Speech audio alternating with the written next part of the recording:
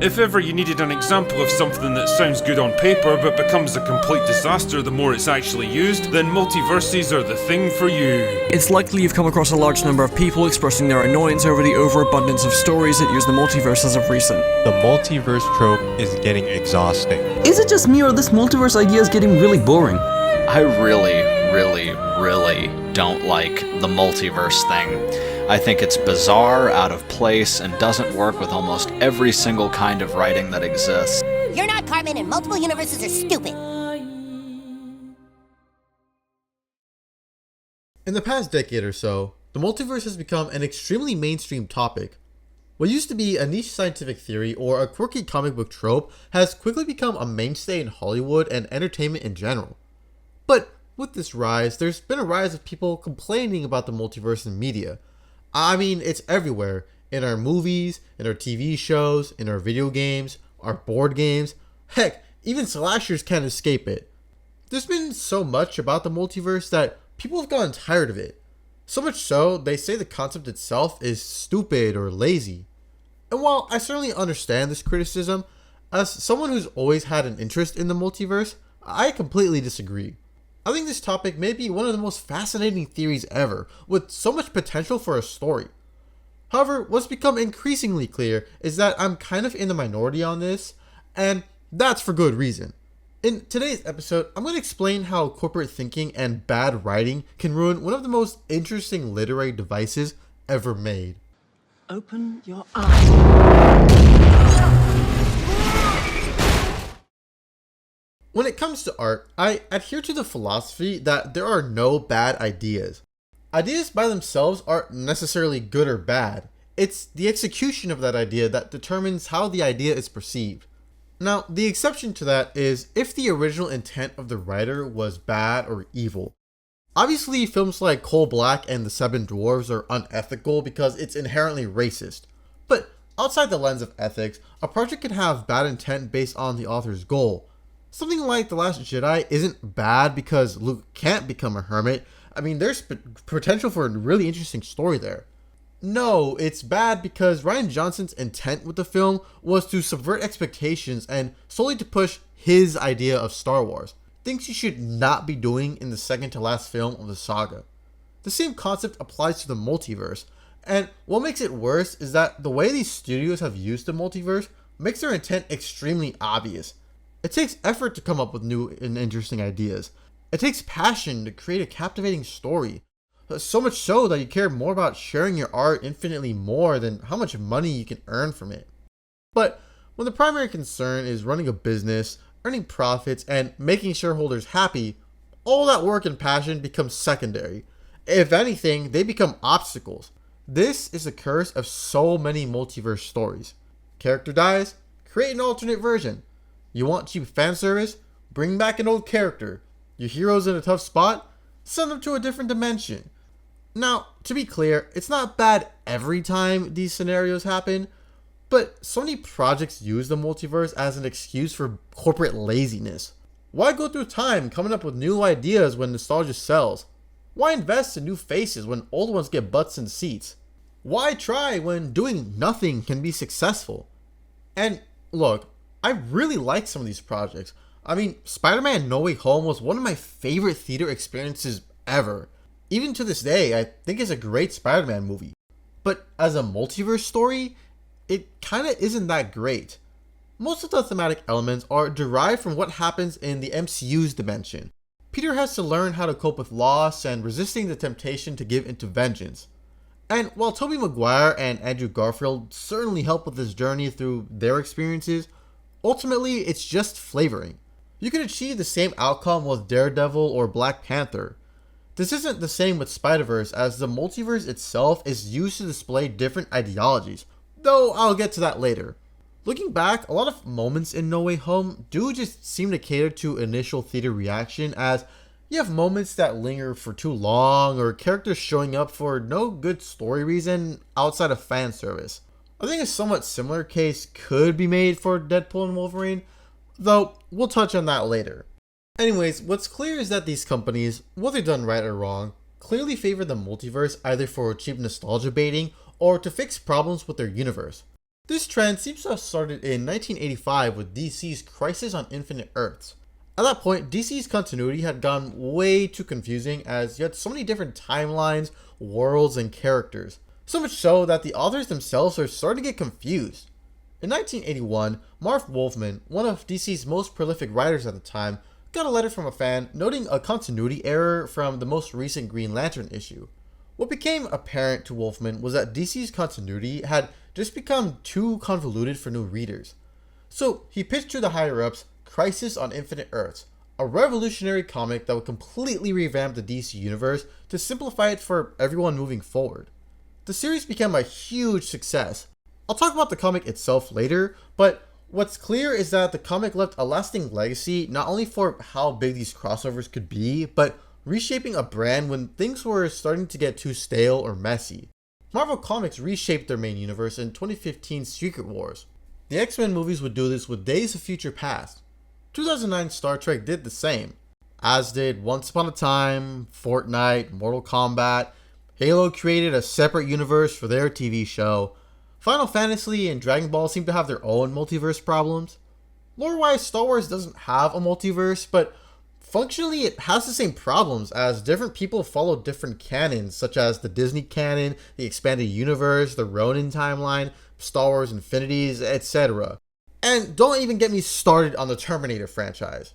Now, I'm kind of mixing time travel, separate continuities, and the multiverse here. We could argue all day about the differences, but they serve the same purpose here. It quickly becomes apparent that the only reason these decisions happen is solely a get-out-of-jail-free card to reignite a franchise rather than because it's a story an artist wants to tell. The intent isn't creative passion, it's to appeal to new consumers.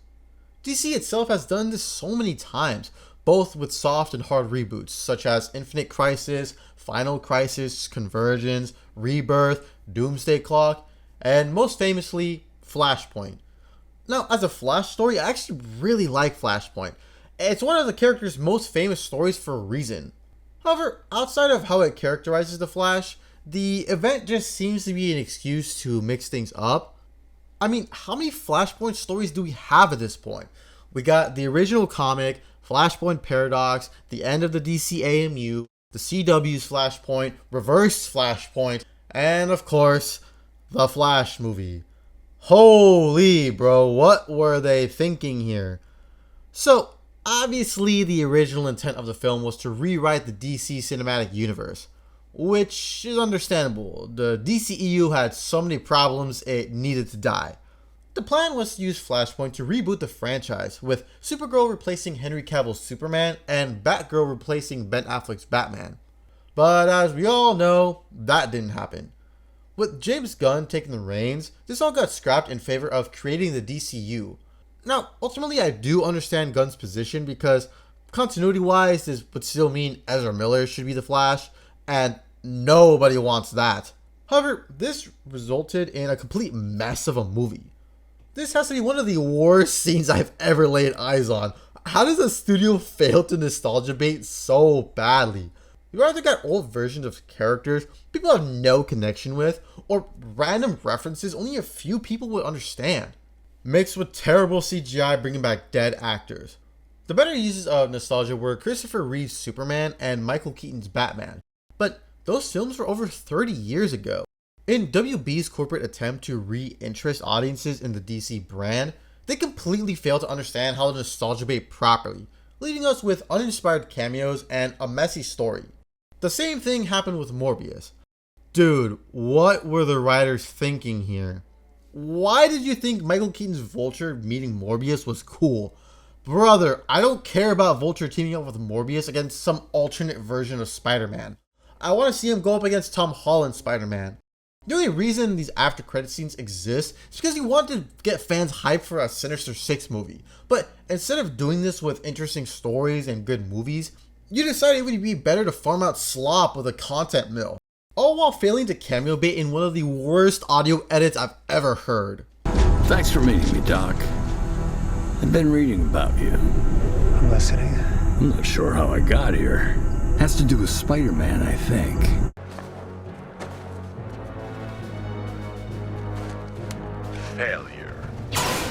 You only care about cheap profits, and it's so obvious that literally nobody watched your movie. The MCU is facing a similar crisis. Now, there's a lot of reasons it's in the state it's in, both in and out of the studio's control, and I'll delve into why specific stories don't work later, but what's clear is that the MCU's been preparing for Secret Wars in order to reboot the franchise. It's hard to tell if this will be a hard reboot or not, but we're definitely going to get some merging of universes to include the X-Men and the Fantastic Four with the main timeline.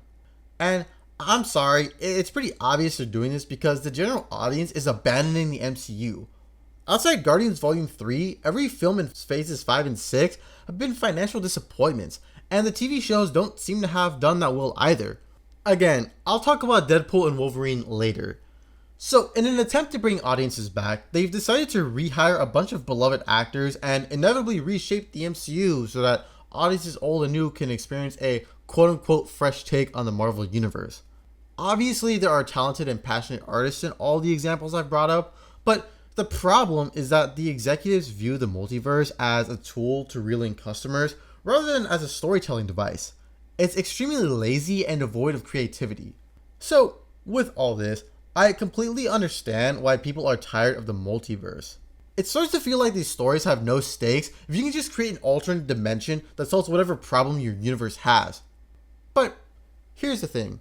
While all this corporate slop and bad writing offers a fine explanation for why people hate the multiverse, I believe there's a deeper reason people dislike the concept. I mean, why do we care about stakes in stories? Why do we care about continuity? Why do we follow a specific version of characters and reject all others?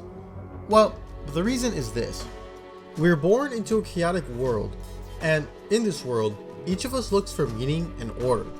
We all want to believe our decisions matter, that our actions matter. We want to believe we can change the world, whether to improve our lives or the lives of others. Thus, our lives revolve around choices, actions, and reactions. Rules.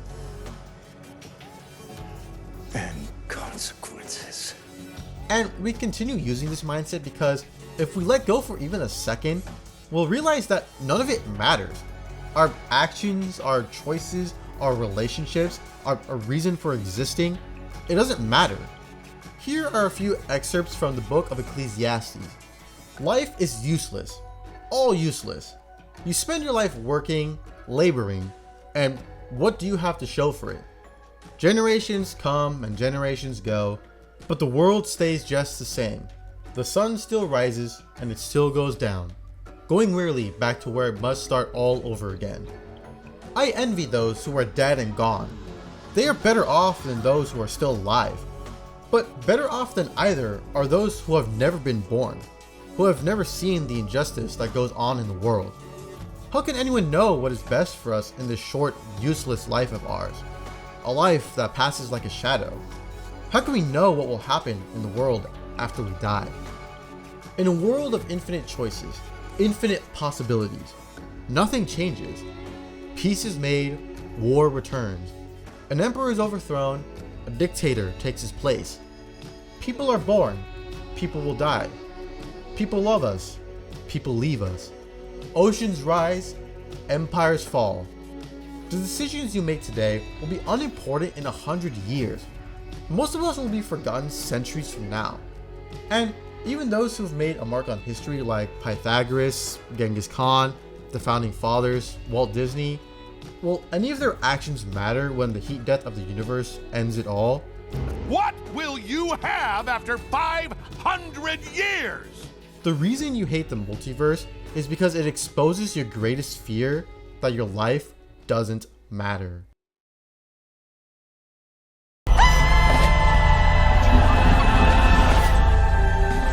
This is the central theme of Everything Everywhere All at Once. Now, the movie doesn't hide what it's trying to say at all. It's pretty straightforward. The Everything Bagel represents the chaotic nihilism I just described, and seemingly the only peace can be found in death. In this case, the destruction of the multiverse. Philosopher Albert Camus wrote a similar thing in his 1942 book, The Stranger. Nothing mattered, and I knew why. So did he. What did other people's deaths or a mother's love matter to me? What did his God or the lives people choose or the fate they think they elect matter to me when we're all elected by the same fate? Me and billions of privileged people like him. The others would all be condemned one day, and he would be condemned too.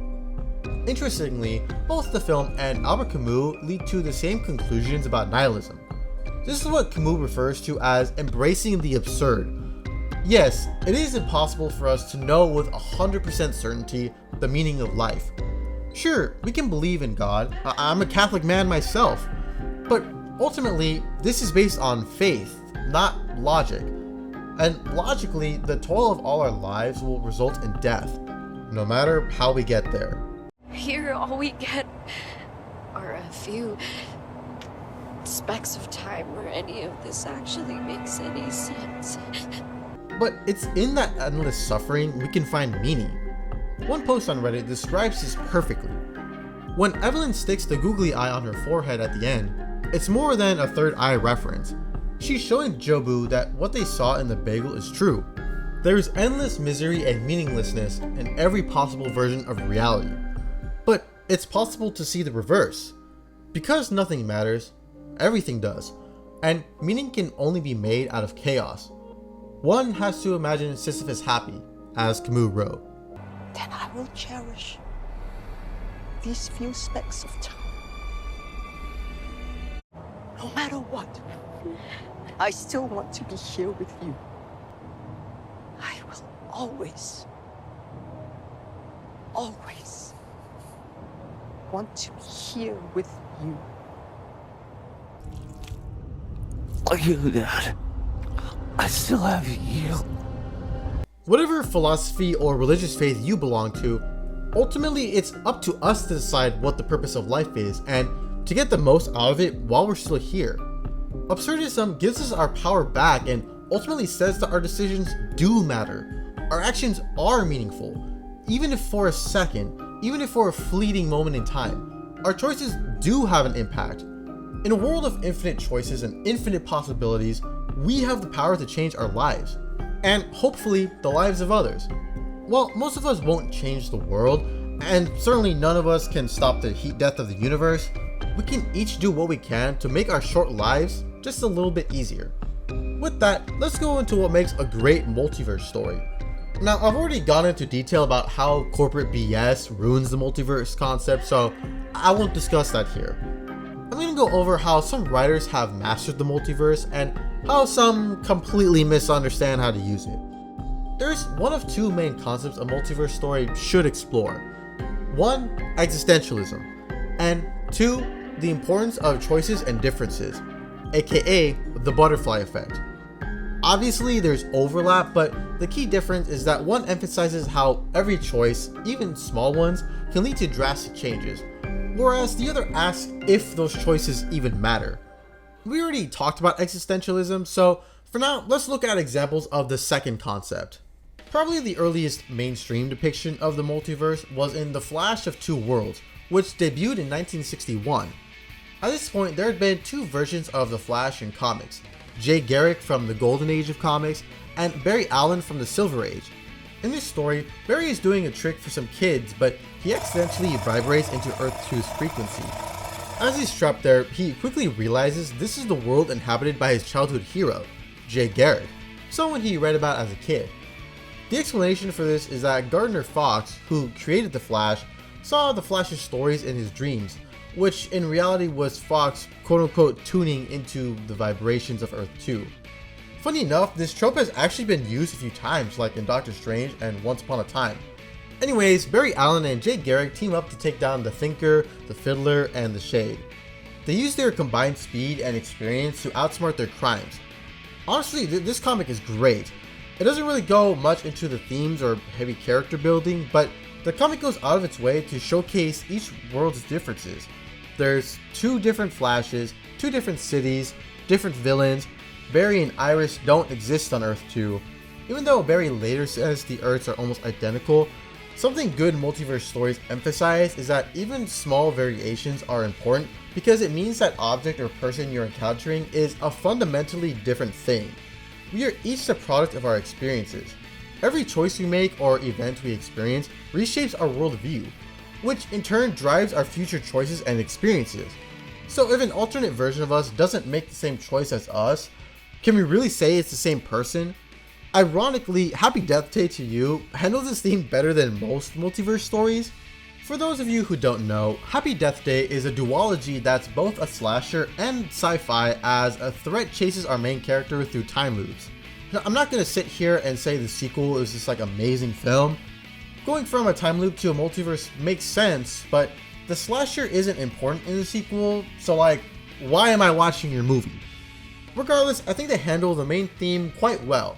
Tree's mother is dead in her timeline, and it's something she deals with every day.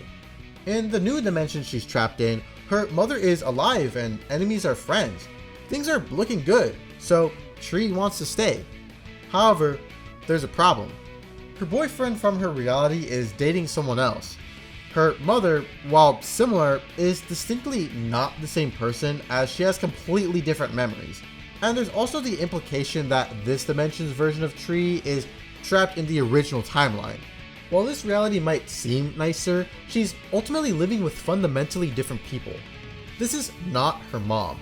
This is not her boyfriend. Running away from your problems doesn't solve anything. Realizing this, we get a pretty great scene. God, I'm so stupid. I really thought I could have it all, but I can't. Honey, nobody can. But guess what? That's okay. You'll get what you need. I hope so. Now, there's a plethora of problems I could talk about with this movie. Specifically, I think it's pretty dumb that she kisses her boyfriend's doppelganger since she's literally about to go back to her reality. But regardless, I think the film tackles this theme of choices quite well, especially as it forces us to consider how our choices might affect our life. There's a reality where your greatest enemy is your best friend. We can't travel the multiverse, so while we're here, we should take the time to make our reality a better place. All this isn't explicitly addressed in Flash of Two Worlds. The comic is just a silly adventure between two guys, but it lays the groundwork for this theme. I think compared to all the multiverse stories we've gotten since, it's not the best use of the concept. I'd probably rate it about the same as Spider-Man No Way Home for how it uses the trope, but it paved the way for how the multiverse can explore differences in reality, and more importantly, just how much fun it can be. I may be biased because the Flash is my favorite character in fiction, but I have such a big smile every time I read this comic. I highly recommend you check it out. However, a much better example involving the Scarlet Speedster is Flashpoint Paradox. Now, obviously this is a time travel movie, not a multiverse, but functionally it serves the same purpose here, as it might as well be Barry traveling to a universe where his mom survived. We see how altering this event changes the world, as the Flash never exists, Barry never marries Iris, and the Justice League is never formed. And without the Justice League, a war between the Atlanteans and the Amazons begins. These are all direct consequences of Nora surviving that fateful night. Other changes don't make as much sense, such as Bruce Wayne dying in the alley and Superman being captured by the US military, but they further emphasize how changing one event can cause drastic alterations in the timeline. Break the sound barrier and there's a sonic boom. You broke the time barrier, Flash. Time boom. But what really sells this story isn't just skin changes or simple world building. No, it's directly tied to Barry's character. I just wanted to save her. Her hero. How noble. Oh, wait. You didn't stop JFK from getting assassinated. Or make sure Hitler stayed in art school. You saved your mommy. You missed her. And in a supreme act of selfishness, shattered history like a rank amateur. And I'm the villain? Bro, Thawne is going crazy here, but he's right. This is the crux of any good multiverse story. We've all imagined scenarios where life was different. If some event went differently, or if we could change our circumstances, that's when our life would be better, right? What Flashpoint so expertly points out is that this is a meaningless pursuit. Even if we somehow did change history, we still wouldn't be satisfied. There would still be more that we'd want. More money, more property, more friends, more love, more, just more. And no matter how much we might change things, ultimately the only thing that'll get us to find peace is our mentality, despite our circumstances. and that is something no timeline shift or interdimensional travel can fix. Seeing this version of the universe forces Barry to accept his mother's death and the life he has. In my opinion, this is pretty much the best version of Flashpoint we've done, and I don't see how it can be topped. So, can we please stop relying on Flashpoint and move on to the plethora of other Flash stories in this catalog? It's getting tiring. So, those were some good examples of showcasing the butterfly effect, but what are some bad ones? Now, I'm going to talk about Peacemaker Season 2. To be clear, that's not a bad multiverse story, but it's important to me to talk about this next section, so if you have not seen the latest season, skip to this point in the video. A big problem with modern multiverse stories is focusing too much on World War II. Now, yeah, one of everyone's favorite thought experiments is what would happen if the Axis powers won World War II? However, whenever writers want to handle a multiverse or alternate dimension, for some reason this is the first thing they go to. I mean, how many do we have at this point? Man in the High Castle, Wolfenstein, Iron Sky, every version of Earth X and DC. I mean, even the MCU to a degree with Hydra taking over S.H.I.E.L.D. I wouldn't consider it lazy per se, as it is inherently an interesting topic, just unoriginal at this point. What is lazy though, is Man in the High Castle. The first 2 seasons of the show were pretty good, showcasing the horrors the world would face with Axis victory. Though it also shows the iron grip of the two powers are starting to slip, especially as they want control over the other. Anyways, this was all fine and dandy, but for some reason they decided to include the multiverse here. So basically the Nazis create a device that's capable of traveling different dimensions. The ultimate goal, per usual, is to take over the multiverse. Juliana ends up traveling to our dimension and she starts a new life there, never looking back. This is just dumb. The whole reason I started watching the show was to see what an alternate timeline would look like, not to see interdimensional travel, and certainly not to see our reality. I already live in this reality. I avoid rom-coms for a reason. Now, there is some interesting stuff as it comes to John Smith, since he's dealing with his own family issues, but the show never made me care enough about the doppelgangers for it to matter. It just drives the pacing to a halt because we're leaving the conflict for random BS I don't care about. Why should I care about the conflict with the Axis powers when our characters can just dip to a different reality? Or, better yet, find a dimension with insane technology and just defeat the villains that way. Again, it's the age-old problem of forcing easy solutions to the plot. It's not intriguing and it completely destroys any stakes in the story. And they don't even put in the effort to actually have the Nazis invade our reality. So what was the point? This is similar to What If. Now, I actually really like a lot of episodes from that show, but a major complaint I and many people have is that the premises they picked just aren't good. Peggy Carter becoming Captain America isn't interesting. Happy Hogan turning into the Hulk is just dumb. That Thor episode was a snooze fest. And don't even get me started on Howard the Duck marrying Darcy. Whoever came up with that needs to be fired immediately. And the episodes that are decent don't have the most exciting premise either. Most of the fun comes from certain character interactions. If the whole point of your story is to explore alternate timelines, don't have them revert back to the status quo, and don't come up with stupid plot lines nobody asked for. Give your alternate dimension a dark twist. Or if they are truly better, force our characters to reflect on the dimension they live in. Don't just use it as a get out of jail free card for the hole you've dug your characters into. Now, I haven't seen Peacemaker, so I can't properly judge how the show handles Earth X, but from all the reviews I've seen, people seem to really enjoy this season. And that's because Peacemaker comes to the same realization as Tree and The Flash, that running from your problems doesn't fix anything. The Earth X reveal works so much because it's the ultimate symbol of Peacemaker's realization. This fantasy we create about our lives could potentially be so much worse than we thought. This is how you handle Earth X properly. Oh, and that scene with the racism was just crazy. What got out? I'm black! What? Oh, no. That ain't right. But let's move back to concept 1, existentialism. Obviously, I already talked about everything everywhere all at once, so I'm not going to go over explicit existentialist themes. However, I think there are a few stories that use the groundwork of this philosophy to ask questions about specific characters or concepts. Y'all knew I was going to talk about Spider-Verse. I mean, it was inevitable. What makes these movies interesting, specifically the sequel, is it asks the question, what defines Spider-Man? Questions like these have been hotly debated for pretty much the entire existence of comics. I mean, did we not see this debate with Superman, back in 2025? Anyways, Miles Morales has always played second fiddle to Peter Parker. And that's kind of for good reason.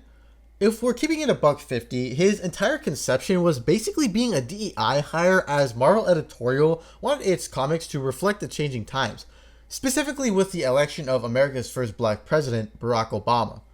The character has received his fair share of controversy since then, with many people saying Miles shouldn't be Spider-Man. You don't belong here. You never did. What defines Spider-Man? Is it his powers, his backstory, his relationships? Clearly the writers at Marvel thinks this means Peter needs to suffer for some stupid reason. Everyone has a preconceived notion of what it means to be Spider-Man. Everyone tells Miles he can't be Spider-Man. This makes him the perfect character for Spider-Verse. It's a meta-analysis not just for Miles in the movie, but for characters in general. We all believe characters need to act a certain way or follow a specific story, but as Spider-Verse rightly points out, this doesn't allow these characters to grow. Everyone keeps telling me how my story is supposed to go. Nah, I'm gonna do my own thing. Sure, we can all agree some form of web slinging is important to Spider-Man's story, but ultimately what makes someone Spider-Man is their endurance and their drive to help the little guy. Of course, this theme can extend even further to people we know who feel the need to dictate our lives. Spider-Verse just offers an interesting angle to that. Deadpool and Wolverine has a similar message. Now, at first glance, the movie is just another cameo fest loaded with nostalgia baiting. And to be fair, I completely understand why people have complained about that. However, the film asks some pretty interesting questions as it comes to stories. Which stories matter?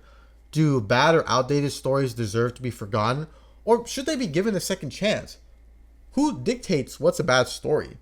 Who dictates what makes a story important? And who decides if they deserve to end? Deadpool and Wolverine gives us a meta commentary on franchises that, for one reason or another, have been left behind, abandoned to the abyss of the past. The film essentially argues that these stories deserve to be remembered because they are a part of our history. Deadpool by no means praises these films. I mean, he throws his fair share of tomatoes at them. But no matter how bad they are, these films are a reminder of where we were in the industry and that even trash projects have the potential to be great given the right team. I mean, Channing Tatum's Gambit and Jennifer Garner's Elektra are pretty random cameos only a select few we're gonna recognize. Even Blade and Chris Evans' Human Torch aren't exactly big cultural icons. And yet every single character was beloved by the general audience, to the point that Channing Tatum will return as Gambit in Avengers. He's gotta be so happy for that. While I personally love the movie for its comedy, ultimately it used the Multiverse as a way to start a dialogue about how we interact with these characters and franchises. It seems like Deadpool and Wolverine is Marvel's only big success recently, earning about $1.3 billion. I mean, that's crazy. Unfortunately, the rest of the MCU isn't doing so hot, and the Multiverse is a big reason for that. We've seen a number of projects who only use the concept for cheap cameos, setup for Doomsday, and lazy writing. And in my opinion, it all started with Endgame. Okay, I know in Endgame they technically use time travel, but isn't it closer to a multiverse? Changing events in the past doesn't affect the current timeline, it just creates a different one. Isn't that the definition of a multiverse? I don't understand why they didn't just go the normal time travel route. I mean, this version completely removes any stakes, so they had to manufacture it by claiming changing the timeline would doom the other. The only thing I can come up with was having an excuse to have cheap fan service like seeing the iconic Avengers scene, or Tony talking to his dad, or seeing the Hydra gang. Even Steve picking up Mjolnir. Look, that was awesome, but can we not come up with any other way to make him do that? Y'all did it with Jane, I'm sure you could do the same with Steve. Look, I have a lot of gripes with Endgame, far too many in an already long video, so I'll just say all the multiversal problems started here. We got some cameos in No Way Home, then some more in a post-credits scene absolutely nobody watched. I mean, dear lord, did they expect us to watch the Marvels after hearing about this scene? It was a good idea to set Fantastic Four in an alternate dimension, but we barely learned anything about the characters or the world, so it just feels like quick setup for Doomsday. Then we got Multiverse of Mid. This has to be one of the worst ways I've seen the multiverse handled. For a movie titled Multiverse of Madness, they travel to a total of 4 dimensions, and 2 of those barely even count as they're being destroyed by an incursion. So really most of the plot takes place between 2 Earths. Seriously? Sure, we got a few montages of other realities, but it's mostly eye candy, largely unimportant to the plot or the themes. Meanwhile, Everything Everywhere All at Once has at least 10 extremely important dimensions, with dozens of others playing a role in the story or in montages. On top of that, they made Wanda such a stupid character. So, you're going through all this effort to get your kids again, but with the choices of infinite realities, why are you choosing one where your doppelganger exists? Why go through the effort of killing your counterpart when you can choose one where your kids are orphans? And why is Vision never brought up in the movie? I mean, seriously, he's been so important to her character. Why are we forgetting he exists? And none of that would be a big deal if it properly dealt with interesting character dynamics, but it just doesn't. It poorly mishandles trauma, Doctor Strange's arc is severely undercooked, and any potential existential themes are thrown down the drain for cameo slop. Unbelievable. Now, some of you may be expecting me to wrap this section up by praising Loki's use of the multiverse concept. Yeah, I'm sorry, I just can't. I think it talks about some interesting concept as it applies to free will versus destiny. That's a great premise. However, the problem is that you're doing this after 10 years of building characters, making us invested in their stories and the choices they made. By implementing the sacred timeline, you have essentially dictated that every movie beforehand doesn't matter. Iron Man's sacrifice doesn't matter because if he didn't do it, the TVA would come in and change that. Captain America fighting S.H.I.E.L.D. doesn't matter because if he didn't, the TVA would delete the timeline. Gamora and Nebula betraying Thanos doesn't matter because if they didn't, they'd be forced to do so. The list just goes on, and it's annoying because it takes away from the emotional impact these stories have. Not to mention, it breaks the canon as they explicitly mention the existence of the multiverse in the first Doctor Strange, which has to take place before Loki, since Avengers Endgame is the catalyst for the entire show. If Loki wasn't affiliated with Marvel, I probably would have enjoyed it a lot more, but it was the worst time to deal with themes of free will versus destiny, especially in the way they handled it. Look, I could go on about why I didn't like Loki, but again, this video is long enough as it is, so let's start to wrap it up.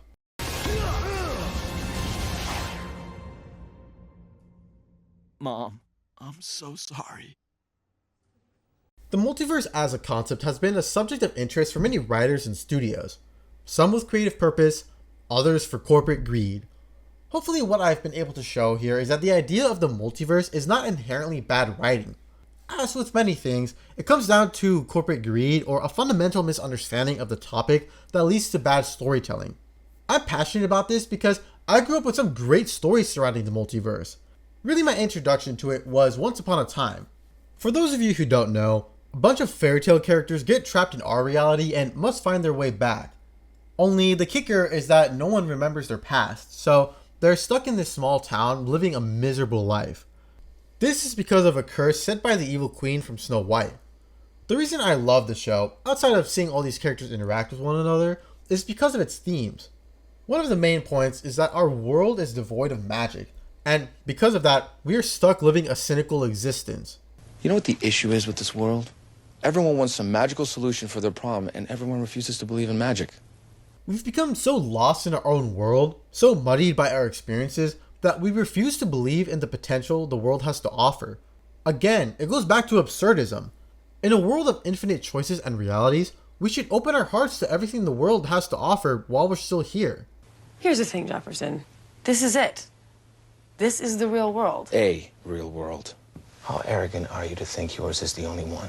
There are infinite more, each just as real as the last. All have their own rules. Some have magic, some don't. And some need magic. This and the Flash-related stories I mentioned earlier, including the Arrowverse, really made me intrigued with this topic because there's so much potential for philosophy and character development. Like everything, it just comes down to the writers and their intent. Now, if you guys remember, there was one story I said I would talk about later, and that's Crisis on Infinite Earths. So let's... Whoa, what the heck? What was that?